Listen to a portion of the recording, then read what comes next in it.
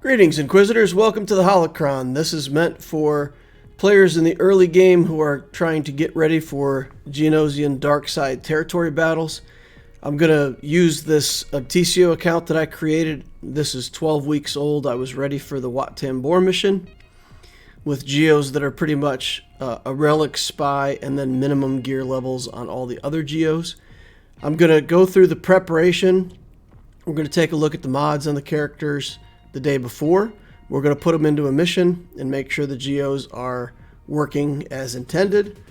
Then I'll show you the Empire team that I've built. It's got a relic Vader, but other than that, also has a relic Kylo Ren unmasked in the team just to serve as a tank. So you get to take a look at how we do some wave clears with that team, and then we'll go into the actual WAT mission, and I'll talk through the strategy that I use there. So with that in mind, let's head on over and take a look. So the first thing we want to look at is the mods on the Geos. So the day before, we're going to go into a battle here. We're going to load up our Geo team, and we're going to just take a sort through the mods. Again, the account's only 12 weeks old. There's really not very good mods in the account yet, but we're going to check them out. So here you see we've got some decent mods on the Geo Brood Alpha. We've got some speed substats here, 16 on the square. We're looking at some other stuff that has better speed, but in the end, we have to balance between this character and other characters. We do have a tenacity mod set on him. That's a PvP thing. The Geo Brood Alpha does have a passive that gives him extra tenacity. So using mods that have tenacity on top of that makes it harder for characters like Vader to debuff him in Grand Arena. Some characters with bad potency might find him more difficult to deal with then. So 246 speed on our Brood Alpha. Speed is really the main thing that we're looking for on him this early in the game. Sunfac, he really can't be made to go too fast. He's a very slow character in the first place. So we just go with defensive stats on him. You guys know I like the defense mod sets on tanky characters. So we just check him out. His mods are pretty terrible, but that's all best we're gonna get for now. Geonosian Soldier. What we've done here is we've just put crit chance everywhere. He gets extra turn meter when he scores a critical hit. So you just want to get his critical chance as high as you can to make sure that every shot he takes is a critical hit and generates extra turn meter. Of course, with all the assists that the Geos get, they run up the turn meter in a hurry. Here we've got a nice 23 speed mod on the spy. We're taking a look at putting a speed set onto the spy just to make him faster. And in these territory war type battles, really the more turns that your spy gets to take, the better off you are. And he also has a turn meter gaining mechanic, but it does help a lot to have more speed on him. So we don't improve his speed too much overall, but we do get him more damage, and we free up a very fast 23 speed mod for use on a different character somewhere else. Here we take the triangle to 6 dots to get that crit damage in there. We try a slice on it. We don't hit the slice on speed. 12 speed's not very great, but again, early game, we don't have that many diamonds that have decent stats on them, so trying to hit something on here. Poggle, I have him modded right now with crit damage, and that's really not what you want on Poggle. You can have some potency on him. Typically, you're going to get the tenacity down from the soldier, and then Poggle either will automatically apply his abilities or not. But there are some times that it comes up, either in a fight like in Grand Arena or something like that, or elsewhere in the game, where it'll be Poggle's turn himself, and you'll want to get the ability block, and you won't have the tenacity down already applied on the character where you want the ability block. So having a potency cross on Poggle is kind of an insurance policy against those moments where you don't already have the tenacity down. It's not something that you need, but it is. There are instances that it helps, and so that's how I set Poggle up. Just put some health set on him, a tenacity set on him, and a defense set. And again, it's not because those are absolutely the best sets. It's just because I'm so limited on mods this early in the game. Do the best we can with what we have. Once you get into these battles in the Geo dark side, you have to learn which of these characters can use area effect skills. When you're using the Geos, an area effect skill hurts everybody and really very quickly puts you out of the game. So take your time. There's no time limit on this battle. If you take 30 seconds in between every move and stop to think, the game doesn't punish you at all for that. There's no clock. But then you want to use this Geo ability that they have to run in there and get the ability blocks on the characters with the area effect attacks so that they can only do basics on your characters. So you'll see as I go through here, I'm going to be changing targets a lot. I'm going to be skipping from one target to another target. That's just to get the ability blocks going.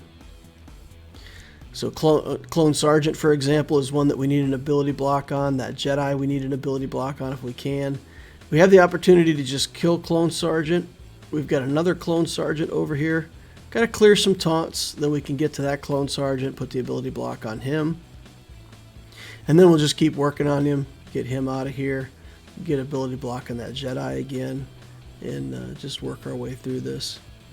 Clone Captain, back to the Jedi. Didn't get the ability block, but worked out okay for us. There's a character later that has a grenade that is area effect, and that is devastating if it goes off, so you really can't let that character get his area effect on you. Of course, there's some missions like this one where you can summon a droid to help you, but the Geos already have somebody in the 6th character slot, so the droid's not available to you. If your brute dies, there can be a circumstance where it's good. I mean, if you just summoned a brute and they just kill him instantly, you can summon the droid out there in your 6th spot and just try to keep your Geos alive a little bit longer. I've had to do that before to close out a mission that went badly in the middle, but typically you don't want to. You want to leave that slot empty so that you can resummon your brute next time you get around to your alpha. Alright, so here we are in the final wave. And again, we're just taking the characters that have area effects. We're putting ability blocks on them first. Doing the best we can. And of course, Wave 4 is significantly harder than Wave 3. I think it's pretty much that way through the whole TB, where it's a pretty big step change going to Wave 4. So here, we're taking a little more time. You see, we're checking the skills. We're trying to verify exactly what characters have what skills and make sure that we're spreading out our ability blocks like we should. So keeping the ability block on him, he takes another turn. We got to look for the person with the highest turn meter and keep ability blocking him. And then Jedi Vanguard has a counterattack. It's super annoying, but you have to hit him. You have to get the ability block on him too, so he doesn't do his area effect. Then we're able to kill that leader. So that's good. Now we got Kit Fisto. And the other two that have area effects here are ability blocked. Now they took turns, so we got to get back around to them. Get the ability block back onto him. Get a kill. Get back to Kit Fisto. Finish him off. And then just work our way around. So this is going to be... this is good. It showed me that my mods, even though they're not that great on this account, they were good enough to do a 4-wave clear. There wasn't a point where we felt threatened. We didn't lose any Geos, so I felt pretty confident that we'd be able to get our WAT shard with this team. So just to show you, on the same day, here we've got, we're going to put in Palpatine, Vader. Kylo Ren Unmasked is Relic 5. The other characters are pretty much trash. We put Palpatine in the lead. We take a couple turns. We use Vader to get that droid going over there in the 6th spot. He's got the Merciless Massacre going.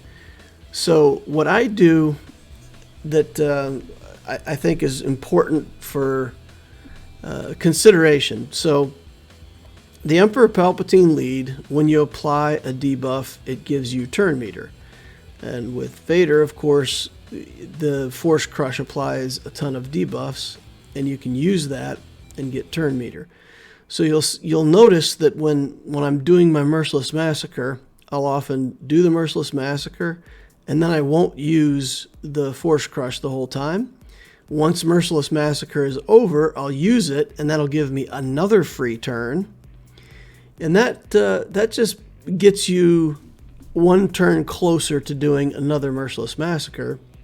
And you'll see it, just my Vader's doing Merciless Massacres all the time.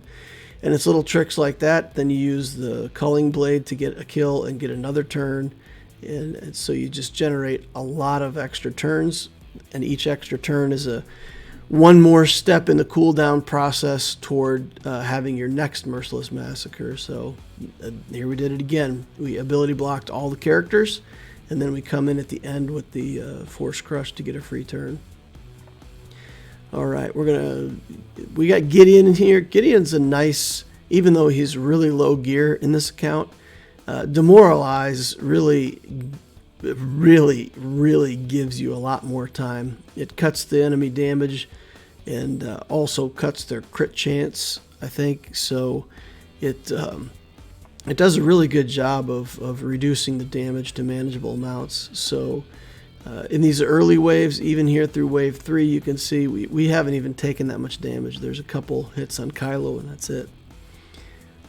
Now we get to this end and they generate sickening amounts of turn meter gain with this composition. So you can see very quickly we're going to run into some challenges here. So here we're going around trying to put ability blocks in everybody. Then we're going to do the Force Crush. And they're just going crazy with their damage here. So again, we'll just try to hit what we can. And you can see that they're just going to take out our characters fast. Again, that going to the 4th wave is a pretty decent step change. So here we go through what is potentially our last Merciless Massacre, and Vader's going to fall prey to the damage of these clones here pretty soon. Let's see if he gets another one off. Okay, so he gets another one off here, and they're doing counterattacks, but the counterattacks are going to crew, so that keeps Vader alive and working his way towards success. Crew's tanking up a storm here. Check him out. He's doing a great job for a Relic 5 character in Territory Wars. Just keeps soaking the damage, doing his job. All right, Merciless Massacre again. We're just doing the best we can with Vader to get ability blocks if we can, which against this clone comp we don't really get too many ability blocks, but doing everything we can to put out the damage. We've still got the droid going over there. He's taking some hits too. And then I know at some point these clones go off on me and I end up losing Vader. So he's lasting longer than I remembered. So here we go. Almost got a kill there. Would have been nice. Down to 4 clones. Working our way through it. We'll get a stun on him, take all of his buffs away. And then get into the last Merciless Massacre here. They're get a new robot right away. As soon as we can. And now they're on to Vader. And they get him, they take Vader down. So we put the stun again to get rid of the taunt. Now we're down to just 1 clone, and it's a pretty fresh droid plus crew, and we just keep swinging away here. And this is a defensive character. He doesn't have a whole lot of crazy stuff to kill us in one hit. So we just work our way through it. Keep doing damage. And crew saves the day. So even without crew, we would have easily gotten a 3-wave clear. But with that crew to hold it together on the 4th wave, we did manage to get all 4 waves. All right, so this is the battle against the WAT Tambor mission. So you'll notice that I go in here, even though it had the Geos put up in the panel, I did go to my squads, and I brought up the Geos, and I put the Geo squad in here. Now, the order that you put your Geos into this squad is actually important. As far as I can tell, the game, when all of the assists are going off, it goes from the leader to the last character, from the leader to the last character in that order. So let's say, for instance, Sunfac takes a turn. The first assist would come from the Brute Alpha. The second assist would come from the Soldier, then the Spy, then Poggle.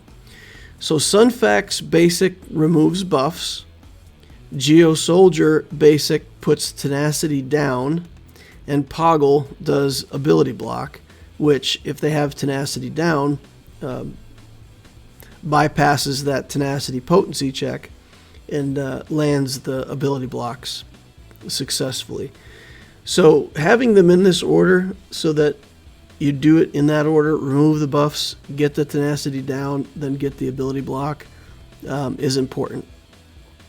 The Spy, some people put Poggle in that 4th spot and the Spy in the last spot. I've seen various things, but the Spy is not too relevant. You just have to have Sunfac, then Soldier, then Poggle in your order. So I always go in there and I pick the squad. I have it set up that way in my squad template, and that way I know that they're in the right order. All right, so we're going to get in there and we're going to do this WAT Tambor mission, and you'll see that it's the exact same thing that we did on the last mission. I'll show you the mods. Here we've got 248 speed on the Brute Alpha. The potency is mediocre. The damage is okay. Here we have Sunfac. The stats on him are okay. 150 speed. Not that much damage or crit chance or anything. He's just there to be another character soaking up hits. We do try to tend to focus protection on him instead of health. Speed is 182 here on the Soldier, and what's most important here is this crit chance, and I believe he gets a buff that's either 15 or 25% crit chance. I think he just gives all Geos 15% crit chance, so that'll put him where he needs to be. We got Spy up to 232 speed.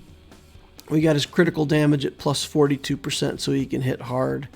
And then we did have his critical chance up to 87%. So again, with the buff from Soldier, then he's going to be critting on everything unless there's an ability that interferes with his crit. Poggle, we've got him at 231 speed.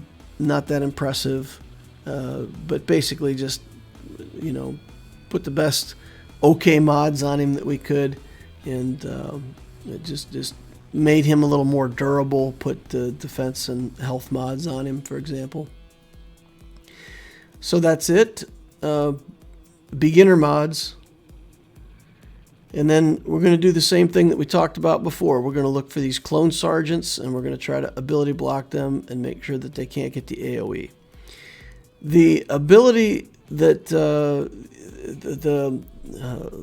I can't remember what that's called. The artillery ability that comes up as a special skill.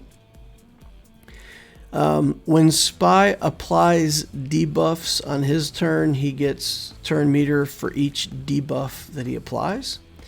So if you always use your Spy to put down that artillery strike, all the debuffs that it gives will automatically give Spy another turn. So he can use the artillery, instantly take another turn, either do his execute skill or do his third skill. So here we're going to come in just with a basic on the spy. We're just looking to get these ability blocks down. We're not doing anything too fancy right away here. And we just got to keep ability blocked. There we use the artillery ability again in the spy. Instantly got an extra turn. Then we could do the execute and take a character out. So spy is really kind of, whether you have him relicked or not, you can use him to very efficiently trigger extra turns and really do good things with these Geos.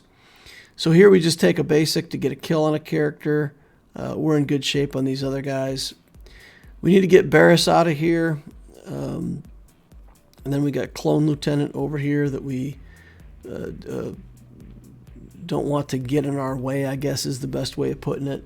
Throw an ability block on the Sentinel, and then we get back on Barris. Again, I advocate patience. It's, don't be in a hurry to try to kill each character. Pay more attention to whether or not you have the right character's ability blocked than to whether or not you're killing a character. And to me, I've heard other people say just, get on a character and kill it and you're fine. But I have really found that using the ability block mechanic here makes it safe. So you might be able to get through it a bunch of different ways, but using the ability blocks makes it nice and safe, and you're not at much risk that your Geos are going to die. There we did get hit by an area effect. You can see we lost a bunch of protection. And here I probably should have gone ahead and used my healing ability on the Brute Alpha to go ahead and heal up. So I do it as soon as I get into this round. And now we're looking for the spy again.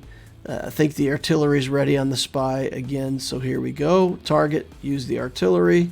Spy takes an instant turn again. Executes because of all those debuffs that the artillery put down. And then on his next turn, he can do his third skill, apply a whole bunch of exposes, get another free turn. Here we go. Boom. He didn't quite get a free turn there. Soldier got in the way. But then here he takes another free turn again, gets another execute off. So he's doing all kinds of work for us in this GAC. And again, that's why the speed is helpful, because even though with the mechanic that gives him turn meters for putting on debuffs, there's a huge difference between having like a spy that's built for pure damage and is slow versus a spy that has some speed. So I would say always mod your spy with a speed set. Just for missions like this in Wat Tambor and stuff, it really does make it easier. Okay, so here we're on the Clone Sergeant. We're getting him ability blocked right away. Mace Windu we want to get ability blocked. Here's the spy again. We call down the artillery and we just hammer away at Mace. We do not want to start. If Mace gets the shatter point onto your brute and you don't heal it or cleanse it and get it off of there, the next time he hits, he'll kill your brute. He'll take a free turn. He'll put shatter point on somebody else. Mace can just wreck your Geo team if he gets going on those shatter point procs. So getting Mace out of there right away, to me, that's the way to go with Geos. We'll get the medic out of there now, so there's no chance of things being resurrected. And again, we have the ability to clear buffs, apply tenacity down, and ability block. So we just go around again, same thing we've been doing, staying super safe, getting these ability blocks on everybody before we focus a character. Now they've had a chance to take a few turns, but we're in good shape. So we can ability block the Ki-Adi-Mundi. Then we can get back on the Clone Sergeant and finish him off. Get an ability block on the Clone Trooper if we can. Poggle's not doing his job. There he goes. And now we can drop the artillery again on Ki-Adi-Mundi. Spy takes another turn, gets the execute.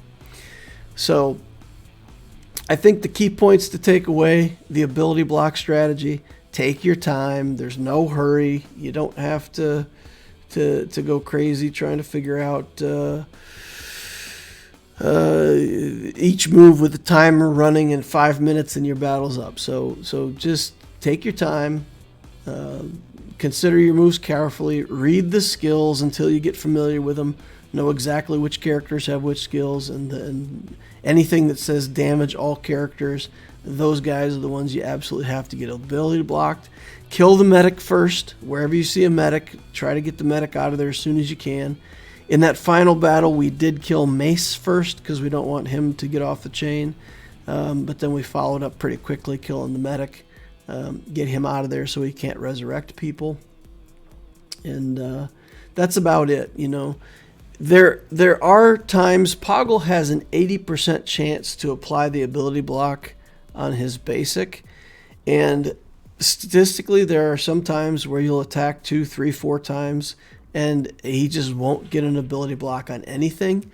And those battles, especially you know, in that final battle, if there's a couple characters that don't get ability blocked and they get those big area effect hits off on your Geos, you can lose the WAT mission that way. So I would say there is a chance. I think I don't think I've actually failed the WAT mission. I do know that a few times I've finished it with like the Spy and the Brood Alpha as the only remaining characters where they killed everything else.